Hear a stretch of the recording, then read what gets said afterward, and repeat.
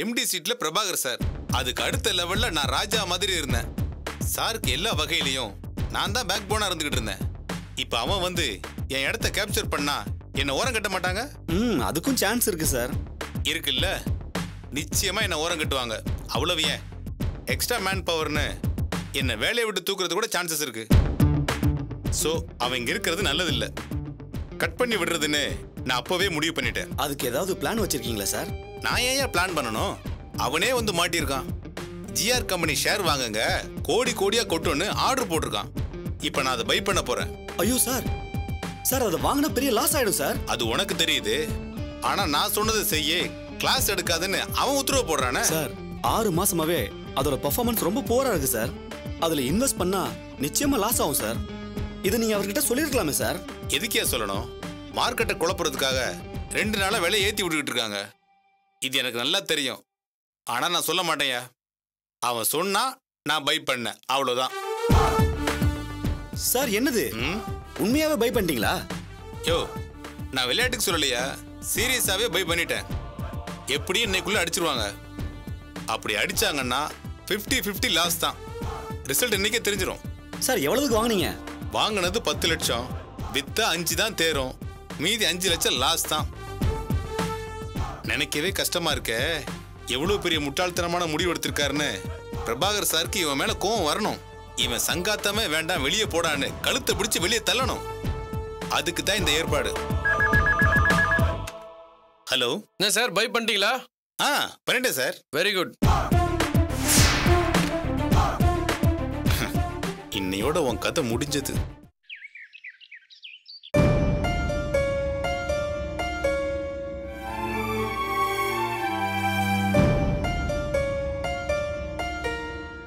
Medical transcription ஜாப்க்கு ஆட்கள் தேவைன்னு விளம்பரம் கொடுக்க சொல்லியிருந்தேனே, கொடுத்துட்டீங்களா? சார் ஆட்கள் தேவைன்னு விளம்பரம் கொடுக்க சொன்னேனே, கொடுத்துட்டீங்களான்னு கேட்டேன். கொடுத்துட்டேன் சார். குட். எக்ஸ்பீரியன்ஸ் பர்சன்ஸ் ஒரு 5 பேர் இருந்தாங்கன்னா அவங்கள வச்சு புதுசாக வரவங்களுக்கு ட்ரைனிங் கொடுத்துடலாம். ஆனாலும் ஒரு 10 பேரை வச்சு ஒர்க் பண்ணுற மாதிரி ஒரு ப்ராஜெக்டை ரெடி பண்ணணும். ப்ராஜெக்ட் ஆரம்பித்து ஸ்மூத்தாக ரன் ஆக ஆரம்பிச்சிச்சுன்னா இன்னும் 10 பேர்த்த கூடுதலாக சேர்த்துக்கலாம். என்ன சொல்கிறீங்க? அப்புறம் நான் ப்ராஜெக்ட் விஷயமா அடிக்கடி மும்பை போயிட்டு வர மாதிரி இருக்கும். அப்போ நீங்கள் தான் அதை ஃபுல்லாக பார்த்துக்கிற மாதிரி இருக்கும். மேனேஜ் பண்ணிப்பீங்கல்ல? பண்ணிக்கலாம் சார். மெடிக்கல் டிரான்ஸ்கிரிப்ஷனை பற்றி நீங்கள் முழுசாக தெரிஞ்சுக்கணும் துளசி. நெட்டில் சம்மந்தமாக டீட்டெயில்ஸ் டவுன்லோட் பண்ண சொல்லியிருந்தேனே, பண்ணிட்டீங்களா? துளசி என்ன யோசனை? சார் என்ன கேட்டீங்க? மெடிக்கல் டிரான்ஸ்கிரிப்ஷன் சம்பந்தமா டீடைல்ஸ் டவுன்லோட் பண்ண சொன்னேனே, பண்ணிட்டீங்களான்னு கேட்டேன். அது அப்பவே பண்ணிட்டேன் சார். தரேன்னு நினைச்சேன், மறந்துட்டேன். இந்தாங்க சார். Good job. இப்போ நான் ஓவராலாக உங்களுக்கு ஒரு ப்ரீஃப் பண்ணுறேன். உங்களுக்கு டைம் கிடைக்கும்போது டீட்டெயிலாக படிச்சுக்கோங்க.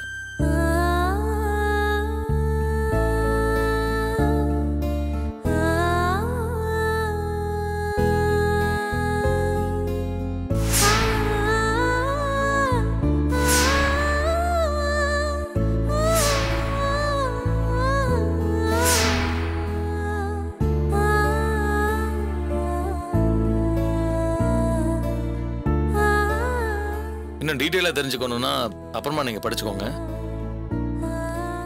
நல்ல எக்ஸிக்யூஷனுங்கிறது மொத்த பொறுப்பையும் நம்ம தலையில் சம்மந்துக்கிறது இல்லை, அடுத்தவங்களோட திறமையை முழுசாக பயன்படுத்திக்கிறதுல இருக்கு.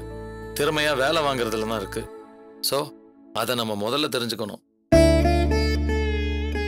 துளசி, are you listening? Tulasi, Tulasi. Sir என்னாச்சு? எந்த உலகத்தில் இருக்கீங்க? நான் சொன்னதை எதாவது கவனிச்சிங்களா? சாரி சார், நான் கொஞ்சம் டைவர்ட் ஆயிட்டேன். என்னாச்சு துளசி? சார், அவர் இன்னைக்கு தான் ஆஃபீஸ்க்கு போயிருக்காரு. அங்க என்ன பண்றாரோன்னு அதே கவலையா இருக்கு சார். துளசி, நமக்கு அதிகம் டைம் கிடையாது. ஏகப்பட்ட வேலை பெண்டிங்ல இருக்கு. ஒவ்வொரு செகண்டையும் ஷார்ப்பா யூஸ் பண்ணாதான் நம்ம நினைச்சபடி எல்லாத்தையும் முடிக்க முடியும். நீங்க இப்படி டைவர்ட் ஆனா எப்படி? சார், இப்படி இருக்கிறது எனக்கே சங்கடமா தான் இருக்கு. ஆனா என் மனசு முழுக்க அவர் அங்க என்ன பண்ணிட்டு இருப்பாருன்னு அதே கவலையா இருக்கு. அவர் முன்ன மாதிரி இருந்தா நான் பயப்பட மாட்டேன் சார். வேலைன்னு வந்துட்டா ரொம்ப துருன்னு ஃபயர் மாதிரி இருப்பாரு. அதை பாக்குறப்ப நமக்கே ஒரு எனர்ஜி வரும். ஆனா இப்ப அவர் முடியாம இருக்காரு சார். இப்பெல்லாம் அவர் முன்ன மாதிரி ஆக்டிவா இல்ல. சோர்ந்து போய் தனியா உட்காந்துக்கிறாரு. கண்டதையும் போட்டு குழப்பிக்கிறாரு. நம்ம எதுக்குமே யூஸ் ஆகாம போயிட்டோமேன்னு ஃபீல் பண்றாரு. இது அப்படியே விட்டுட்டா ரொம்ப ப்ராப்ளம் ஆயிடுமேனு தான் நான் பிரபாகர் ஆபீஸ்க்கு அனுப்பி வச்சேன். ஓகே துளசி, அவரை பிரபாகரோட தான் அனுப்பியிருக்கீங்க. அவருக்கு ஏதாவது ப்ராப்ளம்னா பிரபாகர் மேனேஜ் பண்ணிக்க போறாரு. இல்ல, அது எனக்கு புரியுது சார். ஆனாலும் அவர் வேலையில ஏதாவது தப்பு பண்ணிட்டு வரோன்னு எனக்கு பயமா இருக்கு. எங்க வீட்லனா ஒரு பிரச்சனையும் இல்ல. ஆனா அது ஆபீஸ். அதுவும் பணம் சம்பந்தமா டிரான்சாக்ஷன் நடக்கிற இடம். சின்னதா ஒரு தப்பு பண்ணாலும் லாஸ் ஹெவியா இருக்கும்ல. அப்படி ஏதாவது நடந்துட்டா பிரபாவால தாங்கிக்க முடியாது சார். அதான் சார் எனக்கு பதட்டமா இருக்கு. துளசி, எனக்கு என்ன சொல்றதுன்னே புரியல. நீங்க தேவையில்லாம பயப்படுறீங்களோன்னு தோணுது. தமிழ் முன்னாடி போயிட்டு வந்த ஆபீஸ் தானே அது. அதுல அவருக்கு நிறைய எக்ஸ்பீரியன்ஸ் இருக்கு. துளசி, நீங்க பயப்படுற மாதிரி அங்க எந்த ப்ராப்ளம் வர்றதுக்கு வாய்ப்பு இல்ல. தைரியமா இருங்க. Try to be cool. ரொம்ப சங்கடமா இருக்கு துளசி. நான் எல்லாத்தையும் முதல்ல இருந்து எக்ஸ்பிளைன் பண்ணணும். சரி, நான் ஷார்ட்டாவே சொல்றேன், கவனமா கேளுங்க. மெடிக்கல் டிரான்ஸ்கிரிப்ஷனை ஷார்ட்டா எம்டின்னு சொல்லுவாங்க. இந்த எம்டிக்கு எங்கெங்கெல்லாம் ஸ்கோப் இருக்குன்னு முதல்ல நம்ம தெரிஞ்சுக்கணும். சார் ஒரு நிமிஷம், நான் வேணா ஃபோன் பண்ணி அவர் என்ன பண்ணிட்டு இருக்காருன்னு தெரிஞ்சுக்கிட்டுமா? ஒரே ஒரு நிமிஷம் தான்.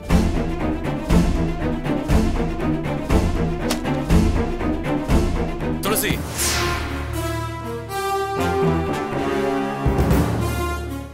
என்னங்க இது? நீங்க இப்படி டபுள் மைண்டட் இருந்தா எப்படி ஒர்க் பண்றது? சாரி சார், தப்பா எடுத்துக்காதீங்க. அங்க எந்த பிரச்சனையும் இல்லாம எல்லாம் ஸ்மூதா போயிட்டு இருக்குன்னு தெரிஞ்சாதான் என்னால ரிலாக்ஸா இருக்க முடியும். எனக்கு புரியுதுங்க. ஆனா நம்ம நிறைய கிரவுண்ட் ஒர்க் பண்ண வேண்டியது இருக்கு.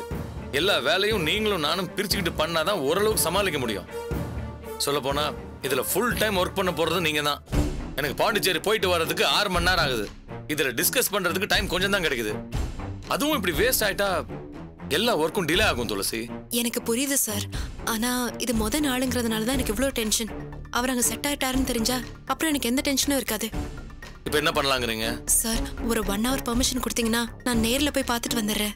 அதுக்கப்புறம் ரிலாக்ஸா ஃபுல் எனர்ஜியோட நான் ஒர்க் பண்றேன் சார். Sir please sir. சரி, போங்க. Thank you sir.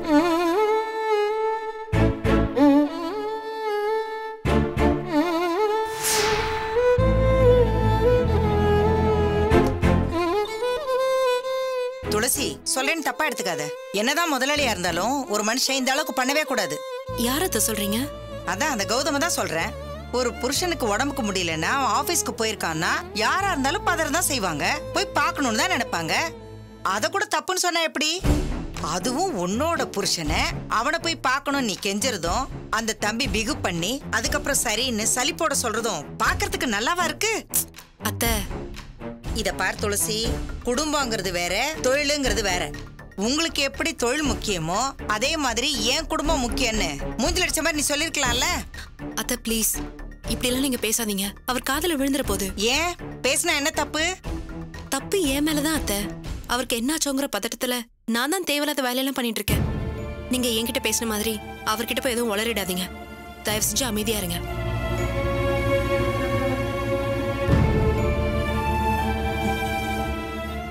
வாய மூடுறின்னு சொல்லாம சொல்றல்ல. இருடி, காத்து ஓம் பக்கம் வீசுது, என் பக்கமும் ஒரு நாள் வீசும், அப்ப வச்சுக்கிறேன்.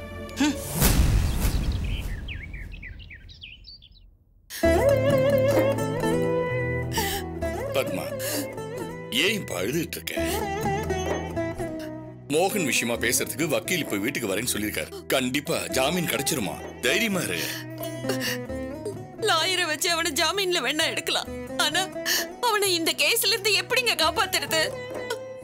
அவன் வேலை குடும்பம்னு எதையுமே பார்க்காம கோர்ட்டுக்கே அலைஞ்சிட்டு இருந்தா அவன் வாழ்க்கை என்ன ஆகுறது? இதுக்கெல்லாம் காரணம் அவனே தாங்க. எனக்கு அவனை நினைச்சாலே கோவமா வருது. கல்யாணி உறவே வேணான்னு ஒதுங்கி வந்துட்டான்ல, திரும்ப அவ விஷயத்துல இவன் ஏங்க தலையிடணும்? அவளை யாரோ திட்டிட்டு போறாங்க, என்னவோ பேசிட்டு போறாங்க. இவன் பாட்டுக்கு பார்த்துட்டு பேசாம வந்திருக்கலாம்ல. அது எப்படி முடியும் பத்மா? என்னதான் பிரிஞ்சிருந்தாலும் பொண்டாட்டிங்கிற உறவு விட்டு போயிடுமா? கல்யாணிக்கு ஒரு பிரச்சனைன்னா அவன் தன்னை மீறி பதறதான் செய்வான். அத தப்புன்னு எப்படி சொல்ல முடியும்? ஒரு விதத்துல பார்த்தா அவன் பண்ணது நியாயம் தாங்க. இப்பவும் அவன் அவ மேல பாசமா தான் இருக்கான்.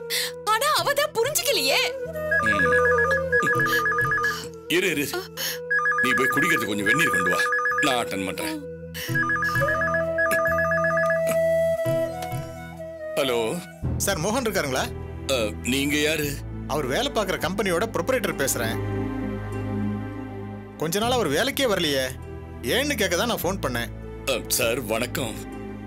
நானே இந்த விஷயமா உங்களுக்கு ஃபோன் பண்ணணும்னு தான் நினைச்சேன். ஒரு முக்கியமான வேலையா வெளியூர் போயிருக்கான். என்ன சார், இது என்ன சந்த மடமா? வேலையில சேர்ந்துன்னா 1 மாசம் கூட ஆகல, அதுக்குள்ள திருப்பதி போறேன்னு 2 நாள் லீவ் போட்டாரு. இப்போ ஏதோ முக்கியமான வேலைன்னு வெளியூர் போயிருக்கிறதா சொல்றீங்க. இப்படியே போயிட்டு இருந்தா நாங்க கம்பெனியை எப்படி சார் ரன் பண்றது? சார் அவன் வேணும்னு இதை பண்ணல, சூழ்நிலை அப்படி அமைஞ்சிருச்சு. சார், உங்களுக்கு 1000 வேலை இருக்கலாம், அதெல்லாம் நாங்க பார்க்க முடியாது. எங்களுக்கு டிசிப்ளின் தான் முக்கியம். சொல்லாம கொள்ளாம லீவ் போடுறத என்னால அனுமதிக்கவே முடியாது. முதல்ல அவருக்கு இங்க வேலை செய்ய இஷ்டம் இருக்கா இல்லையா சொல்லுங்க. சார் சார் அவன் முழு மனசோட தான் சார் இந்த வேலையிலேயே சேர்ந்திருக்கான். அவனோட வருமானம் தான் எங்க குடும்பத்துக்கே ஆதாரம். அவரோட நடவடிக்கை அப்படி தெரியலையே, ஏதோ பேருக்கு போனா போதும்னு கம்பெனிக்கு வந்துட்டு இருக்காரு. இத பாருங்க சார், இஷ்டப்பட்டப்ப வர்றதுக்கு இது ஒன்றும் கிளப் இல்ல, கம்பெனி. ஒழுங்கா லீவ் எடுக்காம ரெகுலரா வரதா இருந்தா வர சொல்லுங்க, இல்லன்னா வேலையை விட்டு நின்னுக்க சொல்லுங்க. சார் சார் சார் தயவு செய்து அப்படி ஒரு முடிவு எடுத்துறாதீங்க. இந்த ஒரு தடவை அவனை மன்னிச்சிருங்க, இனிமே அந்த தப்பு பண்ண மாட்டான். இதை எப்படிங்க நம்புறது? சார் நானே அவங்கிட்ட பேசுறேன், இந்த ஒரு தடவை அவனை மன்னிச்சிருங்க. ஓகே சார், நானும் இதை இஷ்யூ ஆக்க விரும்பல. இந்த ஒரு தடவை உங்களுக்காக விடுறேன். அவர் எப்போ வருவார்னு சொல்லுங்க. எப்போ வருவான்னா சார் நான் சொல்றேன்னு தப்பா எடுத்துக்காதீங்க. அவனுக்கு ஒரு பெரிய பிரச்சனை, வரத்துக்கு ஒரு 2 நாள் எப்படியும் ஆகும் சார். என்ன சார் விளையாடுறீங்களா? வராத 2 நாளைக்கு யார் சார் வேலை பார்ப்பாங்க? இப்பவே அவரால் ஏகப்பட்ட நஷ்டம். எடுத்த ஆர்டர் முடிக்க முடியாம பெனால்டி கட்டிட்டு இருக்கோம். அவருக்காக நாங்க ஏன் சார் நஷ்டப்படணும்? அவன் பண்ணது தப்பு தான் சார். அவன் பிரச்சனைக்காக கம்பெனியே நஷ்டப்படணும். ஆனா நீங்களும் அவன் சூழ்நிலையை கொஞ்சம் புரிஞ்சுக்கணும். இல்ல சார், இதெல்லாம் சரியா வராது. நான் ஏற்கனவே அவரை பத்தி கேள்விப்பட்டிருக்கேன், ரொம்ப திறமையானவர் தான். ஆமா சார், வேலையில ரொம்ப திறமையானவன் சார். நிறைய பேர் எங்கிட்டயே சொல்லியிருக்காங்க. அதெல்லாம் ஒரு மண்ணும் இல்ல. திறமையை மட்டும் வச்சுக்கிட்டு என்ன சார் பண்ண முடியும்? முதல்ல இருந்த கம்பெனிலையும் அடிக்கடி லீவ் போட்டிருக்காரு, வேலையிலையும் சின்சியரா இல்ல. அதையும் மீறிதான் திறமையை மதிச்சு அவருக்கு நான் வேலை போட்டு கொடுத்தேன். திருந்துவாருன்னு நினைச்சேன், ஆனா அவர் மாறல சார். அப்படி இல்ல சார், அவன் போதும் சார், நீங்க எதுவும் பேசாதீங்க. இந்த மாதிரி ஆளை வச்சுக்கிட்ட எங்களுக்கு தான் நஷ்டம். தப்பான ஆளுன்னு தெரிஞ்சோம் அவரை நான் வேலைக்கு வச்சுக்கிட்டேன் பாருங்க. என்ன சொல்லணும், உங்க பிள்ளைய இப்பவே இந்த நிமிஷமே நான் டிஸ்மிஸ் பண்றேன். சார் சார் சார் சார் தயவு செய்து நான் சொல்றதை கேளுங்க சார். 2 நாள் அவகாசம் கொடுங்க சார், அவன் வந்துருவான் சார். அவசரப்பட்டு நீங்க எந்த சாரிங்க, இனிமே பேச ஒண்ணுமே இல்ல.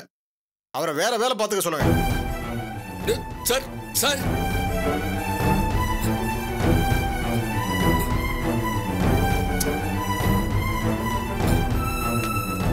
அப்பா,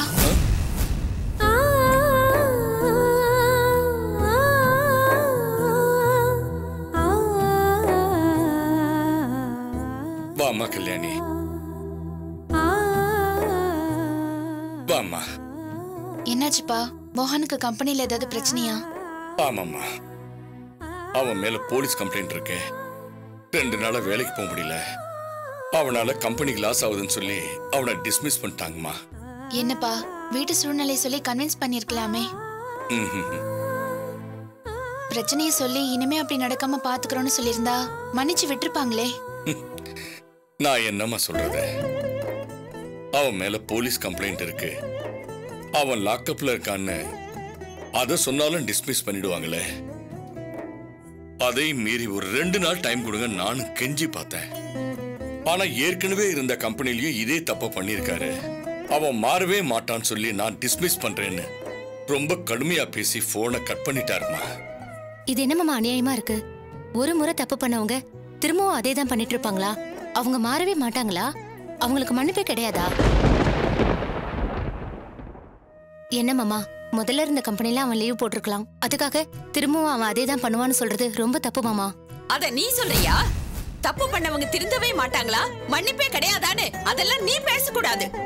என்ன அதே தப்பு தானே நீயும் பண்ணிட்டு இருக்க? மோகன் மனசார தப்பு உணர்ந்து எத்தனை தடவை உங்ககிட்ட வந்து மன்னிப்பு கேட்டிருப்பான். மன்னிச்சியா நீ?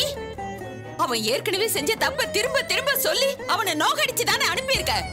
கட்ல பொண்டாட்டி நீயே அவனை மன்னிக்கல, அவன் எப்படி மன்னிப்பான்?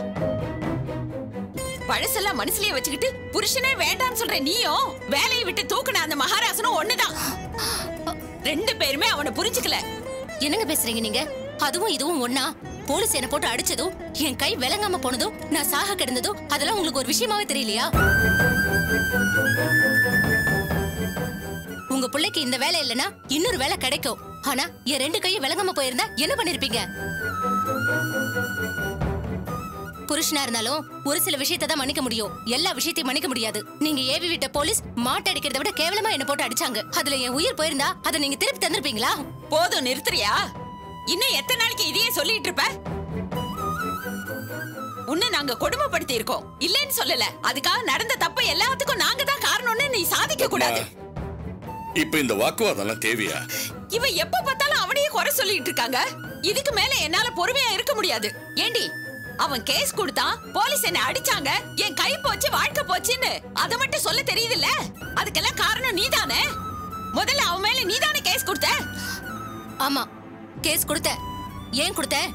எனக்கு சேர வேண்டிய பணத்தை என்கிட்ட கொடுத்திருந்தா அப்பவே அமைதியா போயிருப்பேன். அப்படி பண்ணீங்களா நீங்க? மொத்த பணத்தையும் அபேஸ் பண்ண பாத்தீங்க. ரெண்டு பேரும் கூட்டு சேர்ந்துக்கிட்டு போலீஸ வச்சு என்ன மிரட்டினீங்க. என்ன கொலை செய்ய வேற பாத்தீங்க. அதெல்லாம் எப்படி மறக்க முடியும்? செத்தாலும் என்னால மறக்க முடியாது. ஏண்டி, உன் கண்ணுக்கு அது மட்டும் தான் தெரியுதா? உன் மேல அவன் உயிரையே வச்சிருக்கானே.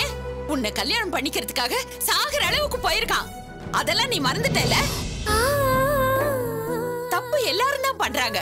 அதுக்கு ஒரே அடியா அதுல குற்றத்தை மட்டும் பார்க்காத. ஒன்னா இருந்த காலத்துல அவன் உனக்காக என்னெல்லாம் பண்ணிருக்கான் அதையெல்லாம் யோசிச்சு பாரு. உனக்காக உயிரை விட துணிஞ்சவன நீ மன்னிச்சு ஏத்துக்கலனா நீ எல்லாம் மனுஷே இல்லடி. உங்க புள்ள மட்டும் என்ன தெய்வமா? காப்பாத்துற கடவுள்னு நினைச்சீங்களா? கட்டின பொண்டாட்டி ஆள் வச்சு அடிக்கிறவன் நிச்சயம் மிருகமா தான் இருப்பான். இப்பவும் சொல்றேன், உங்க மகனை நான் செத்தாலும் மன்னிக்க மாட்டேன். இவ்வளவு தூரம் வெறுப்பா இருக்கிறவ பின்ன எதுக்காக அடிங்க வந்த? தப்பு தாங்க. என்னாச்சோ ஏதாச்சுன்னு பதறிக்கிட்டு வந்த பாருங்க, என் புத்தி செருப்பால அடிக்கணும். ஏய் வாடி போலாம். ஏய் இருடி, ஏன்டி இப்படி எமோஷன் ஆகுற? நான் என்னடி பண்ணேன்? அவங்க தான் என்ன வம்புக்கு இருக்கிறாங்க. மோகனுக்கு இப்படி ஆயிடுச்சுங்கிற வேதனையில பேசிட்டு இருக்காங்க. அதை நீ பெருசா எடுத்துக்காத. நம்ம எதுக்காக வந்தோமோ அதை பத்தி பேசிட்டு கிளம்பிட்டே இருக்கலாம். என்னால இதுக்கு மேல பேச முடியாது, நீயே பேசு. நீ அமைதியா இரு, நானே பேசிக்கிறேன். அம்மா, நீங்களும் கோவப்படாதீங்க. பழசெல்லாம் பேசி பிரச்சனையை வளர்த்துக்கிட்டே போனா நிம்மதியே போயிடுமா? அதான் ஏற்கனவே போயிடுச்சே. இவளால என் புள்ளைய பிடிச்சி ஜெயில வச்சிருக்காங்க.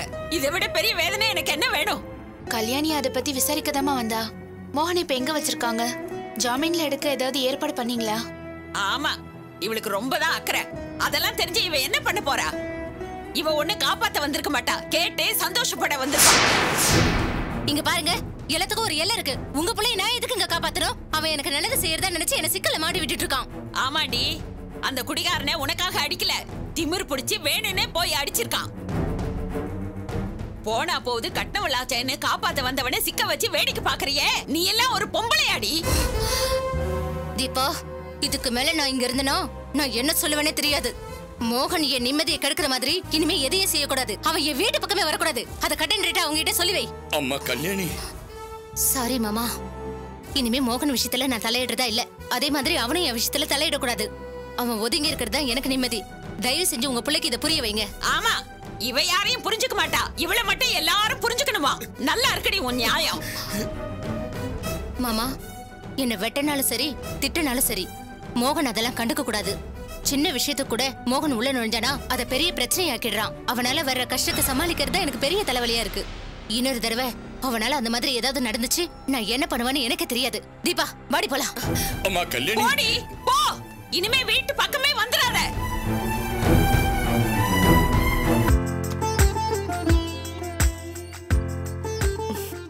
வாங்க மேடம், நல்லா இருக்கீங்களா? நல்லா இருக்கேன். என்ன சார பார்க்க வந்தீங்களா? சார் கேபின்ல தான் இருக்காரு. போய் பாருங்க மேடம். தேங்க்ஸ்.